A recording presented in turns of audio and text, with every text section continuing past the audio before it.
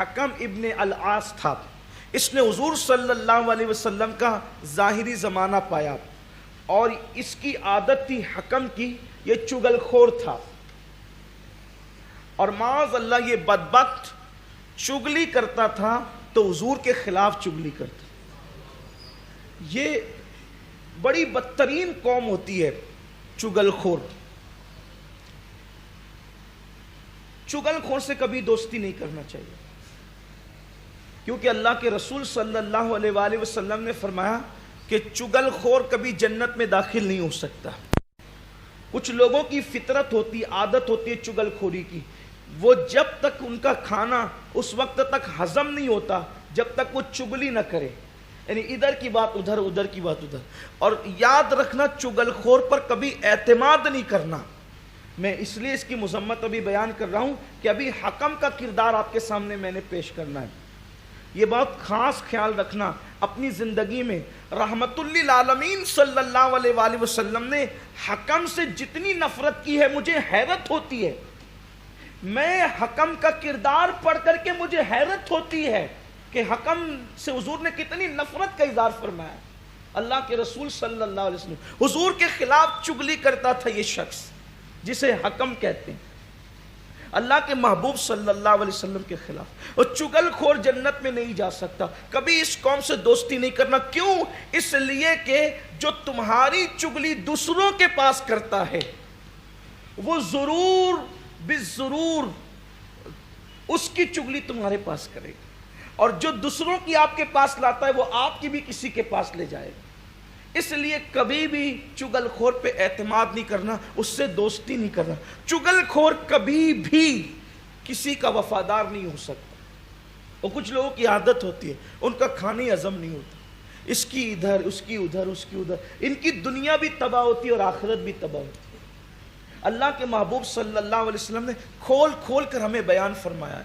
اللہ کے رسول صلی اللہ علیہ وسلم نے بہت واضح کیا ہے ان لوگوں کے کردار کو. تو یہ جو حکم تھا یہ چگل خور تھا.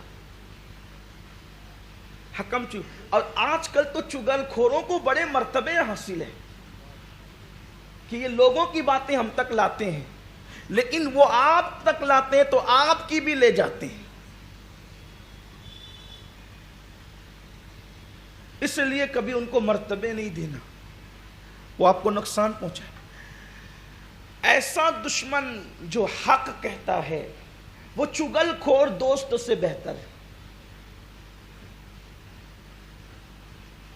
دین سے لوگ دور ہیں. چگل خور اپنی بھی تباہی کرتا ہے، دوسروں کی بھی تباہی کرتا ہے. تو حکم جو تھا مروان کا باپ، حضور کا ظاہری دور اس نے پایا.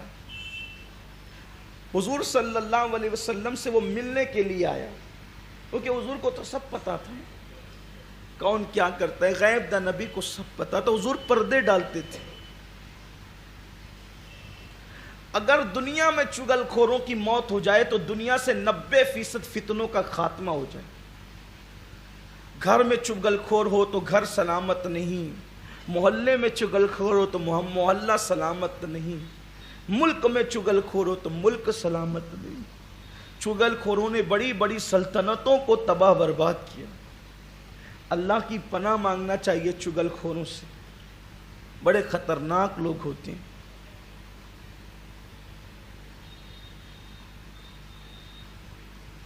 ایک دن اللہ کے حبیب صلی اللہ علیہ وآلہ وسلم کی بارگاہ میں مولائے کائنات موجود تھے.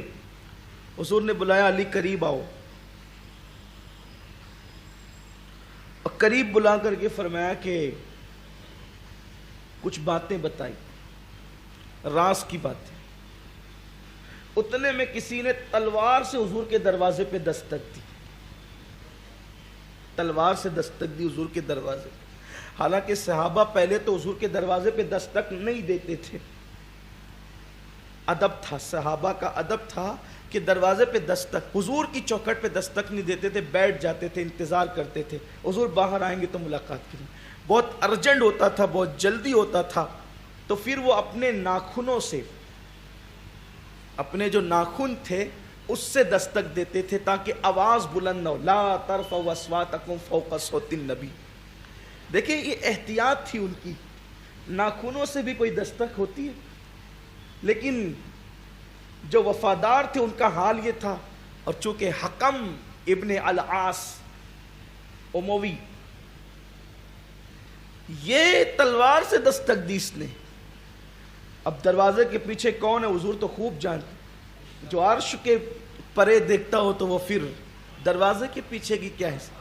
हुजूर अलैहिस्सलाम ने फरमाया अली दरवाजा खोलो और जो बंदा आपको खड़ा हुआ नजर आए ना उसको ऐसे मेरे पास पकड़ करके लाओ जैसे बकरी को दूध दोने के लिए ले जाते हैं ना, ऐसे। अरब में बकरी को दूध दोने कैसे ले जाते हैं, तो उसका कान पकड़ कर दूध दोने वाला, ऐसे मेरे पास।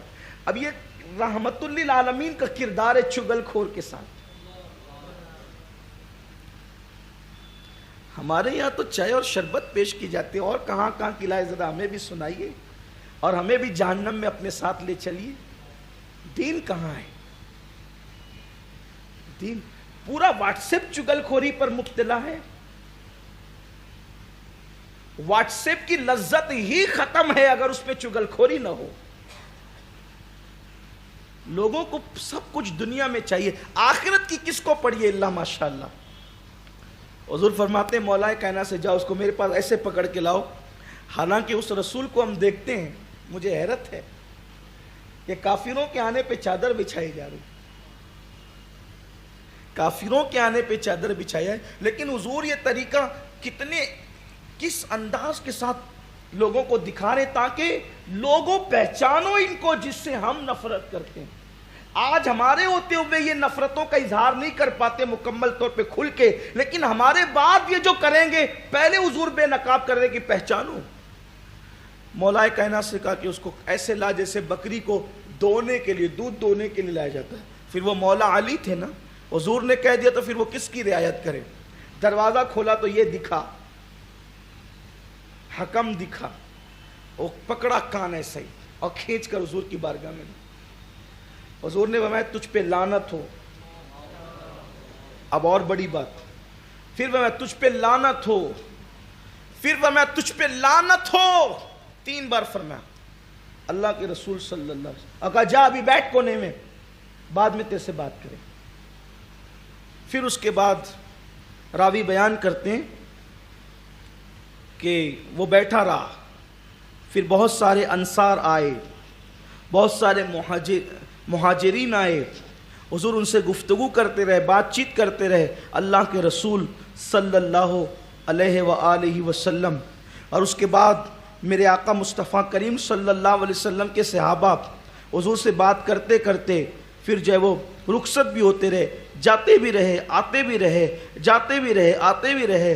फिर उसके बाद अल्लाह के महबूब मुस्तफ़ा जाने रहमत सल्लल्लाहु अलैहि वसल्लम ने जब सबसे मुलाकात कर ली, तो मुलाकात करने के बाद अल्लाह के प्यारे हबीब सल्लल्लाहु अलैहि वसल्लम ने फरमाया कि बुलाओ उस हकम को। फिर वो कोने में बैठा हुआ था।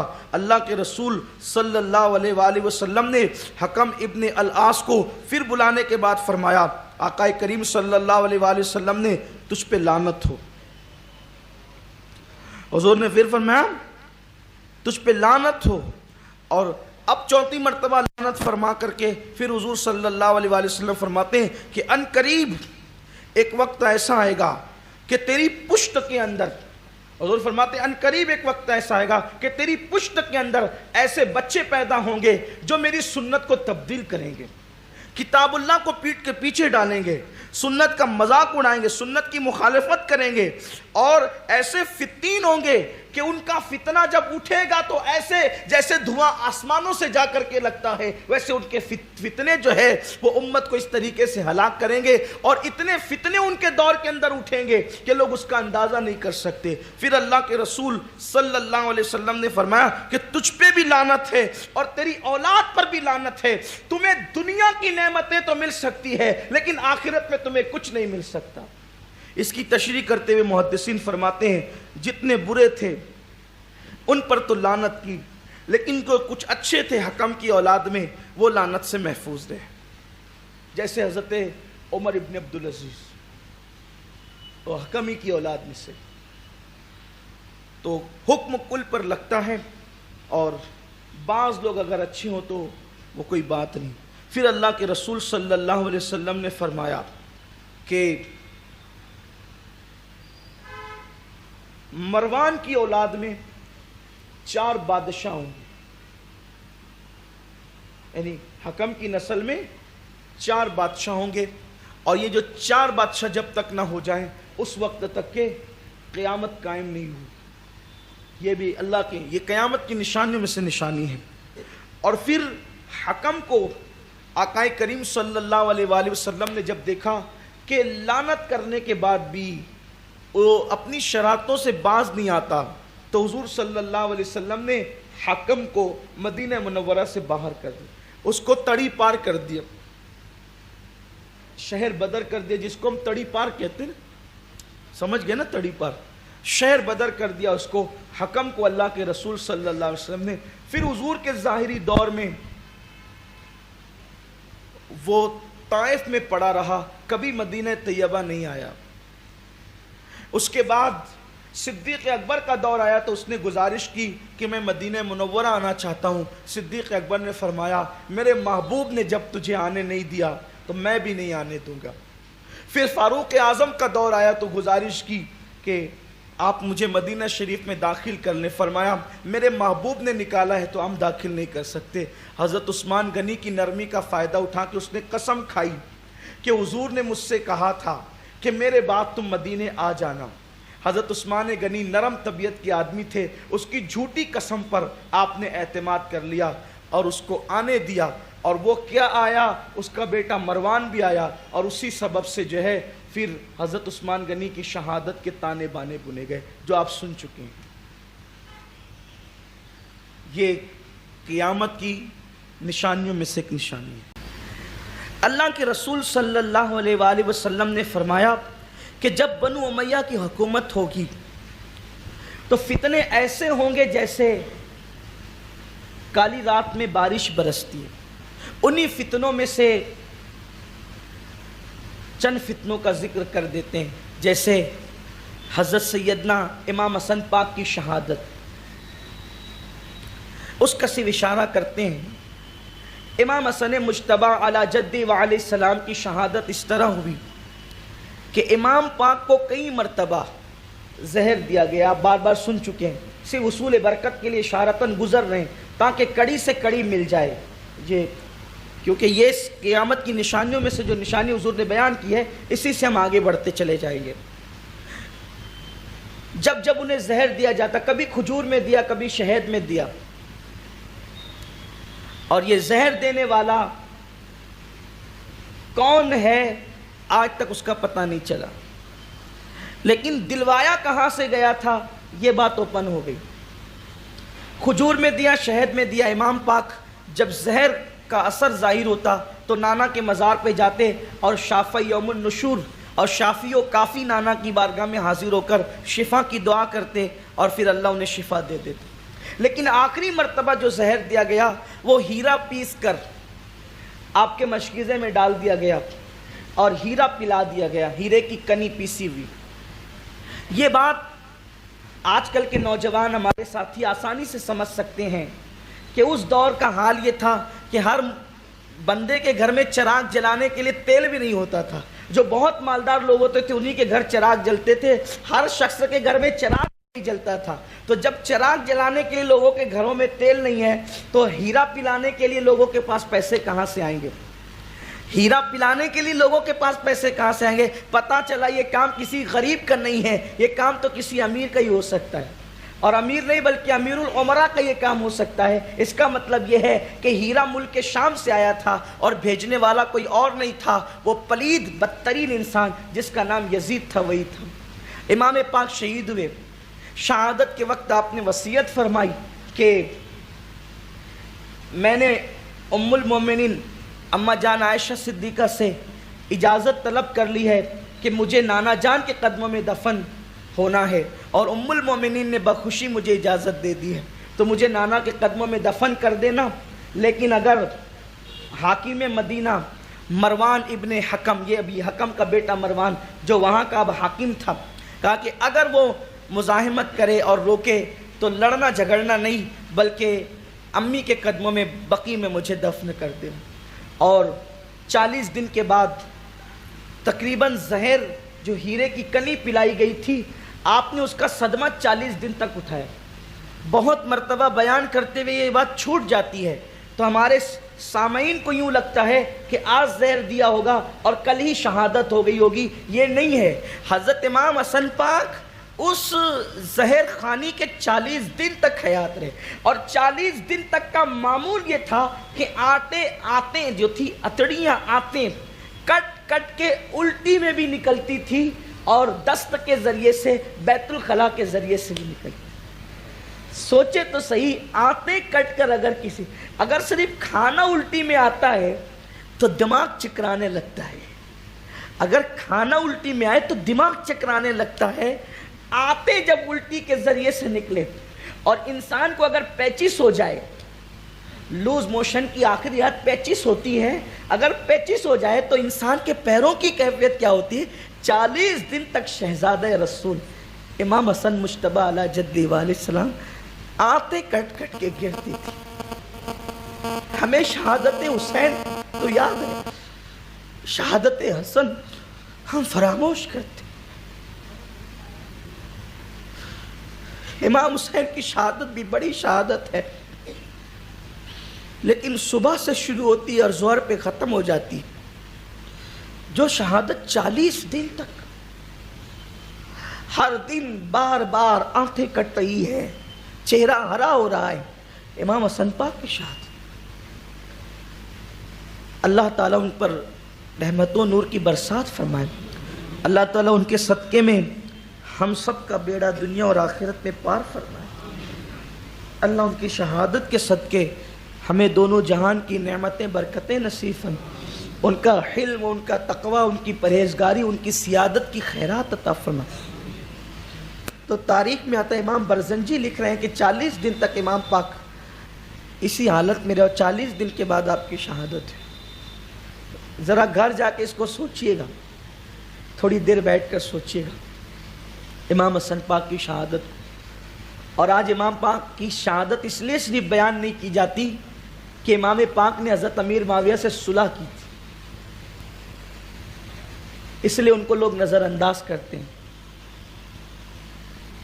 روافظ تو شہادت حسین بہت اہتمام سے بیان کرتے ہیں، شہادت حسن بیان نہیں کرتے، اور کم نصیبی یہ ہے کہ سنی بھی شہادت امام حسن کو نظر انداز کرتے۔ ہمیں شہادت حسن پاک کو بھی توجہ سے سننا چاہیے۔ دونوں شہادتیں بڑی ہے، دونوں شہادتیں بڑی ہے، بلکہ دونوں کو شہید کرنے والا مجرم بھی تو ایک ہے۔ فرق اتنا ہے کہ ایک کو زہر دیا گیا اور ایک کو تلوار سے شہید کیا گیا۔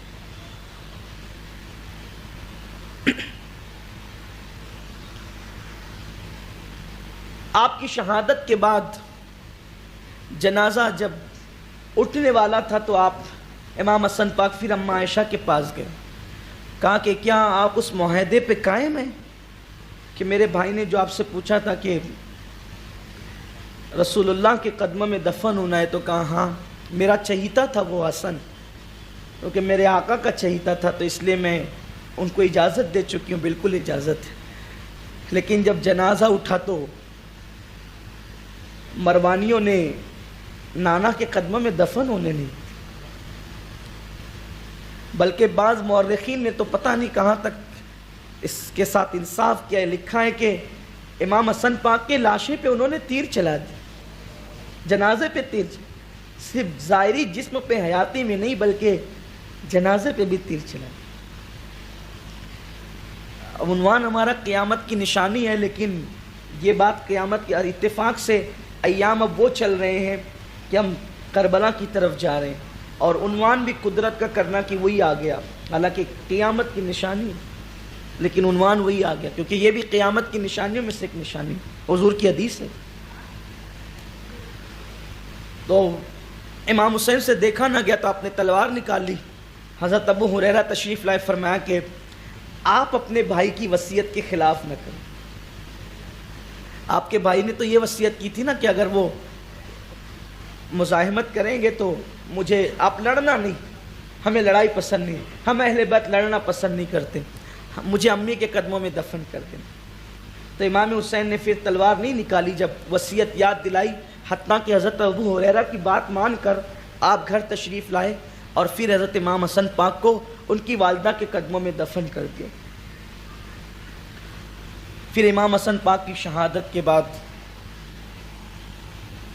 امام حسین کی شہادت ہوئی۔ یہ بھی قیامت کی نشانیوں میں سے امام برزنجی نے اس کو لکھا ہے، لیکن اب وہ شہادت میں نہیں پڑھوں گا۔ اب یہ سمجھ لے کہ یہ پورا عنوان اب ماہ محرم کے لیے اٹھا کر رکھتے ہیں۔ پھر امام حسین کی شہادت کے بعد اللہ کے رسول علیہ السلام نے فرمایا اس وقت تک قیامت نہیں آئے گی جب تک مدینہ منورہ کو تاراج نہیں کیا جائے۔ آقا فرماتے مدینہ منورہ میں قتل عام ہوگا، عام قتل ہوگا، خون ریزی ہوگی، خون بہایا جائے گا، مدینہ طیبہ کی حرمت کو پامال کیا جائے گا۔ جب تک مدینہ منورہ کی حرمت کو لوگ پامال نہیں کریں گے اس وقت تک قیامت نہیں آئے گی۔ قیامت کی نشانیوں میں سے ایک نشانی ہے کہ مدینہ طیبہ کی حرمت پامال کی جائے۔ حضرت امام حسین پاک کی شہادت کے بعد یزید نے ایک شخص تھا، اس کا نام تھا مسلم ابن عقبہ۔ میں اس کو مسلم نہیں کہوں گا، مصرف کہوں گا، لیکن آپ سمجھ جائیں گے کہ میں کس کا نام لے رہا ہوں۔ مسلم ابن عقبہ، کیونکہ جو اس نے کیا ہے وہ کوئی مسلم نہیں کر سکتا۔ میری طبیعت میں تھوڑی سی غیرت ہے کہ پھر ایسے لوگوں کا نام بھی اس طرح سے لینا اچھا نہیں لگتا، حالانکہ تاریخ میں بھی بعض مورخین نے اس کو مصرف لکھا ہے۔ اور مسلم ابن عقبہ کو یزید نے بھیجا اور بھیجنے کے بعد کہا کہ جاؤ اور مدینہ منورہ میں پہلے لوگوں سے کہنا کہ یزید کی بیعت پھر سے کر لیں، کیونکہ انہوں نے بیعت کی تھی پھر توڑ دی تھی۔ امام پاک کی شہادت کے بعد ان کو احساس ہوا کہ حسین جو سوچ رہے تھے وہ آج ہم دیکھ رہے ہیں، یعنی کہ 3 سال پہلے امام حسین کی نظر جہاں تک گئی تھی 3 سال کے بعد لوگوں کی نظر وہاں پہنچی، تو ان لوگوں نے پھر اس کی بیعت توڑ دی کہ ہم اس کو اپنا والی نہیں مانتے، اپنا خلیفہ نہیں مانتے، اور یہ خلیفہ ہونے کے قابل بھی نہیں ہے، اور فرمایا کہ خلافت کے قابل نہیں ہے، اور توڑ دی اس کی بیعت کو۔ تو یہ بات جب یزید کو پتہ چلی تو اس نے مصرف ابن عقبہ کو بھیجا 12,000 کا لشکر دے کر، اور کہا کہ جا کر ان سے پہلے کہنا کہ وہ پھر بیعت کریں، اب بیعت نہ کریں تو پھر ان کا قتل عام کرنا اور ان کی عورتوں سے زنا کرنا، مسجد نبوی کی حرمت کو پامال کرنا۔ کچھ لوگ یزید کے متعلق آج یہ بات کرتے ہیں کہ یزید جو تھا اس پر لوگ خامخواہ ظلم کرتے ہیں۔ مالیگاؤں میں بھی ایک تقریر ہوئی تھی 2-3 سال پہلے کہ یزید کے خلاف صرف مورخین نے لکھا ہے، محدثین نے کچھ نہیں لکھا ہے۔ لوگ کہتے ہیں مورخوں نے لکھا ہے، محدث کی بات نہیں، حضور علیہ السلام نے فرمایا ہے۔ آئیے ذرا ان احادیث کو تھوڑا سا دیکھ لیں، تھوڑا سا، بہت نہیں، ورنہ وہ بات بہت دور تک نکلے گی، اور ہمارا عنوان قیامت کی نشانیاں ہے۔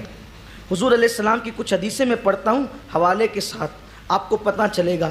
اللہ کے رسول صلی اللہ علیہ وآلہ وسلم نے فرمایا، امام ابو نعیم اس کو لکھتے ہیں کہ بنو امیہ میں ایک شخص ہوگا، اور آقا نے نام بھی لیا، جس کا نام یزید ہوگا، وہ سب سے پہلے میری سنت کا بدلنے والا ہوگا، میری سنت کی مخالفت کرنے والا۔ امت میں سب سے پہلا انسان جو میری سنت کی مخالفت کرے گا اس کا نام یزید ہوگا۔ تو اس محفل میں بنو امیہ قبیلہ بھی بتایا، اس کا نام بھی بتایا۔ اسی محفل میں ایک صحابی تھے یزید ابن ابو سفیان، اتفاق سے وہ بھی بنو امیہ سے تعلق رکھتے تھے، اتفاق سے وہ بھی بنو امیہ سے تعلق رکھتے تھے، ان کا نام بھی یزید تھا۔ انہوں نے گھبرا کے عرض کی حضور وہ میں ہی تو نہیں ہوں؟ حضور نے فرمایا نہیں تو نہیں ہے، وہ دوسرا ہے۔ حضور نے فرمایا وہ تو نہیں ہے، وہ حضرت یزید ابن ابو سفیان، یہ صحابی رسول ہیں اور بڑے جلیل القدر صحابی ہیں، یہ حضرت امیر معاویہ رضی اللہ عنہ کے بھائی ہیں، ان کا نام بھی یزید تھا۔ لیکن حضور نے جس یزید کے متعلق فرمایا نا، جس یزید کے متعلق، وہ یزید ابن معاویہ، حضرت امیر معاویہ کا بیٹا یزید، تو کہا کہ وہ سب سے پہلے میری سنت کو بدلنے والا۔ آقا کریم نے فرمایا کہ میں نے خواب میں دیکھا کہ میرے ممبر پر بندر ناچ رہے ہیں، بندر کود رہے ہیں۔ عرض کی یا رسول اللہ اس کی تعبیر کیا ہے؟ فرمایا کہ بنو امیہ کے کچھ لونڈے، حضور نے بنو امیہ کے کچھ لونڈے چھوکرے میرے ممبر کی حرمت کو پامال کریں گے، میرے ممبر کی حرمت کو حضور فرماتے پامال کریں گے۔ اس طریقے سے اور بھی احادیث ہیں جس کے اگر آپ اس کی مکمل طور پر اس کو تفصیل کے ساتھ دیکھنا چاہتے ہیں تو ہماری جماعت کے بہت بڑے عالم دین علامہ شفیع کاڑوی رحمۃ اللہ علیہ کی شور آفاق تصنیف ہے امام پاک اور یزید پلید۔ آپ اس میں احادیث کا ذخیرہ دیکھ لیں گے تو آپ کو پتہ چلے گا کہ وہ کتنا بدترین آدمی تھا۔ تو یزید نے جو ہے وہ بھیجا 12,000 کا لشکر دے کر، اور مصرف آیا اور اس نے آنے کے بعد کہا کہ یزید کی بیعت کرو۔ ان لوگوں نے لشکر کی آنے کی خبر سن کر مدینہ طیبہ میں خندق کھودی، یعنی جنگ خندق مدینہ منورہ میں 2 بار ہوئی۔ ایک خندق حضور نے کھودی اپنے دور میں، اور دوسری مرتبہ سانحہ کربلا کے بعد خندق کھودی گئی۔ لیکن پھر مصرف بن عقبہ کی فوج خندق کو دیکھ کر گھبرا گئی، مقابلہ نہ کر سکی، تو کچھ لوگوں سے ساز باز کر لیا، اور ان لوگوں نے ایک تیسرا راستہ بتا دیا، ادھر سے وہ آئے اور تکبیر انہوں نے بلند کی۔ تو مدینہ منورہ کے اس دور کے جو لوگ تھے، ان میں کچھ صحابہ تھے، کچھ تابعین تھے، ان لوگوں نے پھر خندق کی جگہ چھوڑی اور ان سے مقابلہ کیا۔ کچھ لوگ مدینہ منورہ چھوڑ کر بھاگ گئے، جو لوگوں نے مقابلہ کیا ان کو تو انہوں نے شہید کیا، کیونکہ 12,000 کی تعداد میں تھے، اور جو لوگ چھوڑ کر کے چلے گئے ان کو بھی نہیں چھوڑا، ان کو بھی شہید کیا، حرہ کے مقام پر ان کو شہید کیا۔ اس کو واقع حرہ بھی کہتے ہیں، یہ بھی قیامت کی نشانیوں میں سے ایک نشانی ہے، حضور نے اس کی بھی نشاندہی فرمائی ہے۔ اور 3 دن تک مدینہ طیبہ کے اندر ان لوگوں نے زنا بالجبر کیا، جس سے 1000 عورتوں نے ناجائز بچے پیدا کیے، ان کو ولد الحرہ کہتے ہیں۔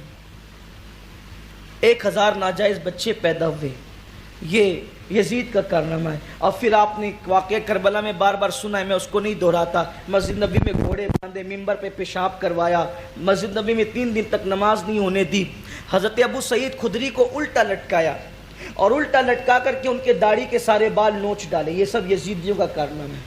پھر مدینہ منورہ کو تاراج کر کے پھر مکے کی طرف رخ کیا، تو مصرف بن عقبہ، وہ بدبخت غیر مسلم جو مسلم جس کا نام ہے، مکہ شریف اور مدینہ شریف کے درمیان اس کا آخری وقت آ گیا، تو اس نے آسمان کی طرف رخ اٹھا کے کہا اللہ تو جانتا ہے کہ میں نے کلمہ پڑھنے کے سوا کوئی نیک کام نہیں کیا ہے، کلمہ پڑھنے کے بعد جو سب سے بڑا نیک کام ہے وہ یہ ہے کہ میں نے مدینے پہ چڑھائی کی ہے، اسی کے صدقے میری بخشش فرما۔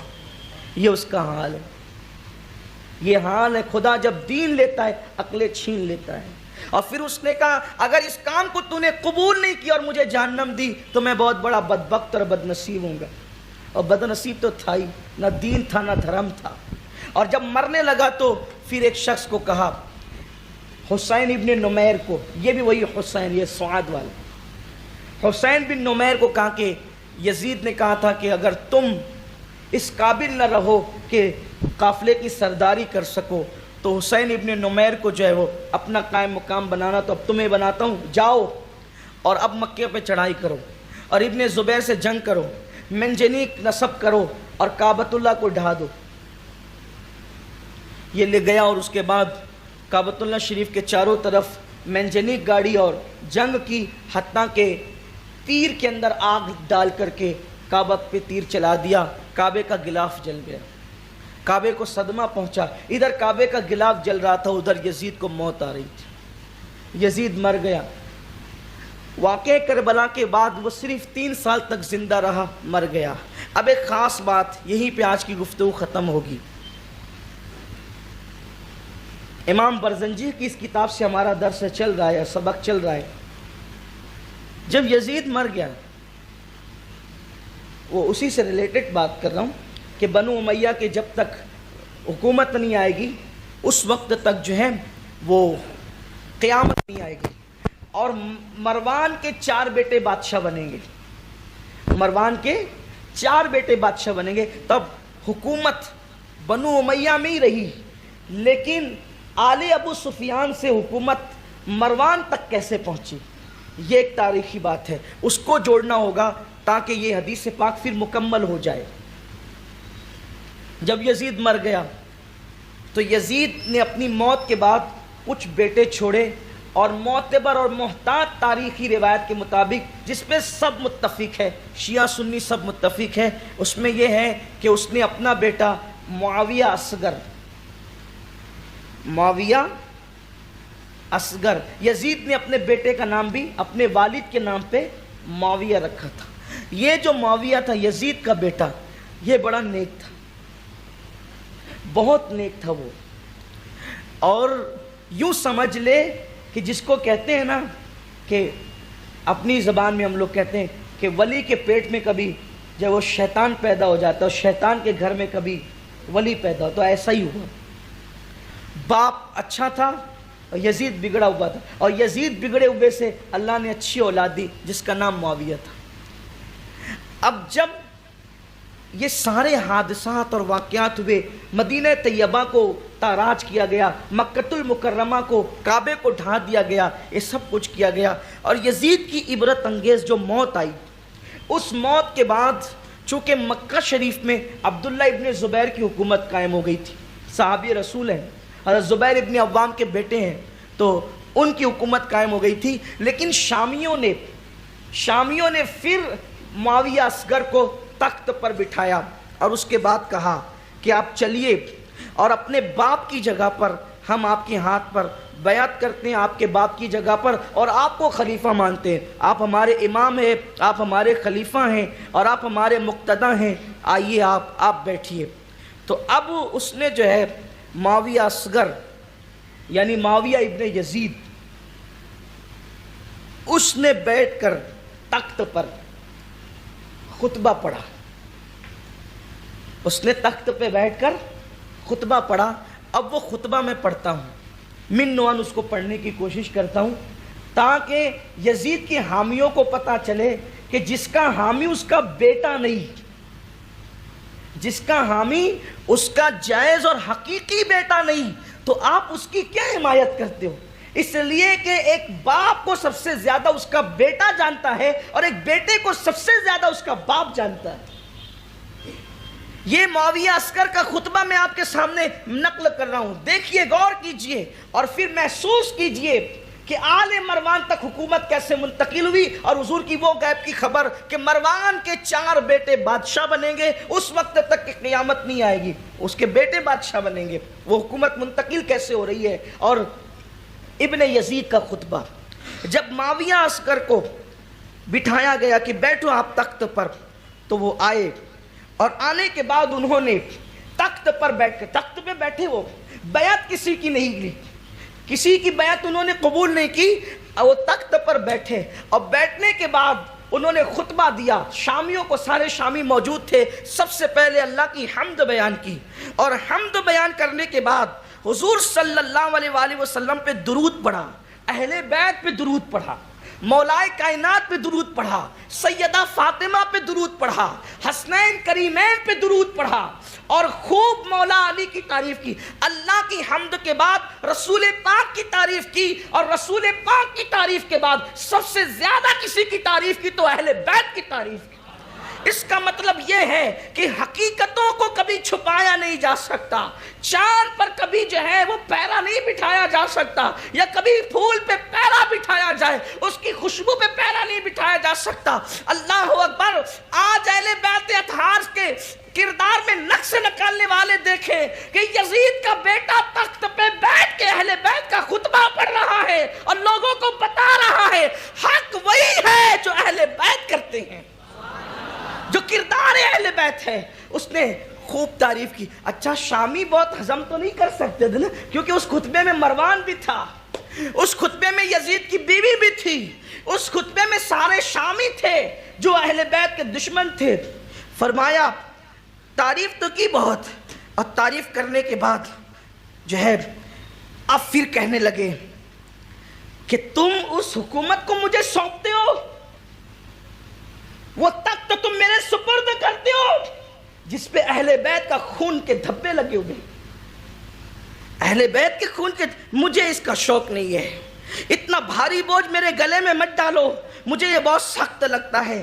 اور پھر سنو، کہنے لگے کہ ہمارے خاندان کی طرف سے، یہ میں اس کو نقل کر رہا ہوں، ہمارے خاندان کی طرف سے اہل بیت پہ ظلم ہو، یہ معاویہ اصغر پر کہہ رہے ہیں کہ ظلم ہوا ہے، ہم نے جنگ کی، ہمارے گھر والوں نے جنگ کی اہل بیت اطہار سے، کربلا کے اندر خاندان نبوت کا گلستہ کاٹا گیا، ان پہ ظلم کیا گیا، ان کو نقصان پہنچایا گیا، اور وہ لوگ جو رسول اللہ کے گھر کے لوگ تھے ان کی کلیوں کو ویران کیا گیا، ان کو تاراج کیا گیا، ان کو صدمے دیے گئے، ان کو بھوکا رکھا گیا، ان کو پیاسا رکھا گیا۔ لیکن سنو سنو، یزید نے، اب وہ نام لیتا اپنے باپ کا، اپنے باپ کا نام لیتا ہے، کہتا ہے سنو جو یزید نے کیا غلط کیا، اہل بیت پہ نبی کا کلمہ پڑھ کے نبی کی آل پہ اس نے ظلم کیا، لیکن یہ سب اس نے حکومت کے زوم میں کیا، حکومت کے نشے میں کیا، دولت کے نشے میں کیا، طاقت کے نشے میں کیا، لیکن وہ اپنے انجام کو پہنچ گیا، اور اب قبر کے اندھیرے میں وہ پڑا ہوا ہے، کوئی کچھ بھی کہے لیکن وہ اس انجام کو پہنچ گیا، اور قدرت نے اس کو اس کے انجام تک پہنچا دیا۔ اور اس کے بعد پھر کہا اس کی عزت کام نہ آئی، اس کی شوکت کام نہ آئی، اس کی حکومت کام نہ آئی، اس کی ثروت کام نہ آئی، اور وہ اپنے انجام کو پہنچا۔ اور اب تم یہ چاہتے ہو کہ جو غلطی میرے باپ نے کی ہے وہ غلطی پھر میں کروں؟ میں یہ نہیں کر سکتا، کیونکہ میرے سامنے میری آخرت درپیش ہے، اور میں تمہارا حاکم نہیں بن سکتا، تم جس کو چاہو حاکم مقرر کر دو، اور میں جو ہے وہ حاکم نہیں ہو سکتا۔ اب یہ پورا خطبہ دے کر گردن جھکائی، اور پھوٹ پھوٹ کر آخرت کو یاد کر کے حضرت معاویہ اصغر رونے لگے۔ یزید کا بیٹا ہے، لیکن ہمیں کسی سے کوئی ذاتی دشمنی نہیں ہے، اچھا کرے گا تو ہم خود حضرت کہیں گے، برا کہیں گا تو ہمیں کیا پڑی ہے، پھر ہم تو اپنے آقاؤں کی غلامی کرتے ہیں۔ حضرت معاویہ اصغر نے، جو یزید کا بیٹا تھا، اس نے بڑی تعریف کی اور کہا کہ میں حاکم نہیں بنتا، یزید اپنے انجام کو پہنچا، اور میں تو جو ہے وہ مجھے حکومت نہیں چاہیے، جس کو چاہو تم حاکم بنا لو۔ اور پھر پھوٹ پھوٹ کر رونے لگے۔ مروان ممبر کے پاس ہی بیٹھا ہوا تھا، بول پڑا، اے ابو یعلا، یہ ان کی کنیت ہے، یہ سنت عمر ہے۔ دیکھو یہی چمچے معاملہ خراب کرتے، چاپلوس لوگ۔ حضرت معاویہ اصغر کو کہہ رہا ہے کہ بھئی حکومت مت چھوڑو، باپ کے بعد تخت پہ بیٹھنا یہ سنت عمر ہے۔ دیکھو کیسے دھول جھونک رہا ہے۔ کیا حضرت عمر نے اپنے بیٹے کو بٹھایا تھا اپنے بعد؟ اگر یہ سنت عمر ہے، آپ کہاں تک تو چھوڑیں؟ کہا تیرا برا ہو۔ حضرت معاویہ ثانی نے کہا تیرا برا ہو، دفع ہو تو یہاں سے، تو مجھے دھوکہ دینا چاہتا ہے؟ یہ کہاں سنت عمر ہے؟ حضرت امیر المومنین فاروق اعظم کی یہ سنت نہیں ہے۔ میں تمہیں مٹھاس چکانا چاہتا ہوں آخرت کی، اور تم مجھے حکومت کی کڑواہٹ چکانا چاہتے ہو؟ کیا کرنا چاہتے ہو تم؟ اور سنو، عمر ابن خطاب نے حکومت کی تو بڑی شاندار حکومت کی، شورا قائم کی تو بڑی شاندار شورا قائم کی، انصاف کیا تو بہت شاندار انصاف قائم کیا۔ کہاں وہ بات اور کہاں یہ؟ اور فرمایا کہ جو خیانت کرے گا، جیسے میرے باپ نے خیانت کی تھی، وہ اسی انجام کو پہنچے گا۔ یعنی اپنے باپ کو کوس رہا تھا۔ جب اس کے باپ کو بہت بول چکے معاویہ ثانی، تو اس کی ماں کھڑی ہوئی، اور ماں کھڑی ہو کر کے کہتی ہے کاش کہ میں نے تجھے پیدا نہ کیا ہوتا۔ یہ سب مجمع میں ہو رہا ہے، کاش میں نے تجھے پیدا نہ کیا ہوتا، تو حیض کی حالت میں ہی بہہ گیا ہوتا، وہ خون کی شکل میں بہہ گیا ہوتا، یا کچا بچہ جو ہے وہ گر گیا ہوتا، تو آج میں یہ ساری باتیں تیری بکواس نہ سنتی جو تیرے باپ کے خلاف تو کر رہا ہے۔ تو پھر معاویہ ثانی نے جواب دیا، جی امی جان، میں بھی سوچتا ہوں کہ کاش ایسا ہی ہوا ہوتا، نہ میں پیدا ہوتا، نہ مجھے آج یہ دن دیکھنا پڑتا، اور نہ ایسے باپ کی وجہ سے مجھے سر نیچا کرنا پڑتا۔